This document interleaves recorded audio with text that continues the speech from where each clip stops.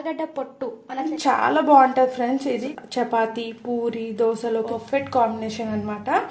ఇప్పుడు table spoons oil వేసాను. జీలకర్ర, ఆవాలు వేసుకోవాలి. ఇప్పుడు ఆనియన్స్ వేసుకున్నాం, పచ్చిమిర్చి, కరివేపాకు. చాలా సింపుల్ రెసిపీ ఫ్రెండ్స్. మనకి దోశకి చేసి పెట్టుకున్నామంటే 2 days వరకు అయినా ఉంటుంది ఇది నిల్వ, ఫ్రిడ్జ్లో పెట్టుకుంటే. సాల్ట్ వేసేస్తున్నాను తగినంత. టీ స్పూన్ పసుపు యాడ్ చేసుకున్నాం. కొన్ని అల్లం వెల్లిపాయ పేస్ట్.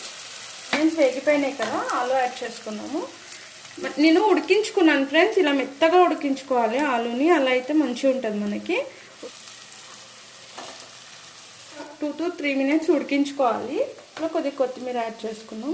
మామూలుగా అయితే దోశ కర్రీలో కూడా సేమ్ ఇదే ఉంటుంది మనకి. అంటే కొద్దిగా లెమన్ జ్యూస్ కూడా యాడ్ చేసుకోవచ్చు కొద్దిగా చల్లారిన తర్వాత. ఫ్రెండ్స్, ఎంతో టేస్టీ ఆలుగడ్డ పొట్టు. సబ్స్క్రైబ్ చేసుకోండి ఫ్రెండ్స్. లైక్ చేయండి, షేర్ చేయండి, కామెంట్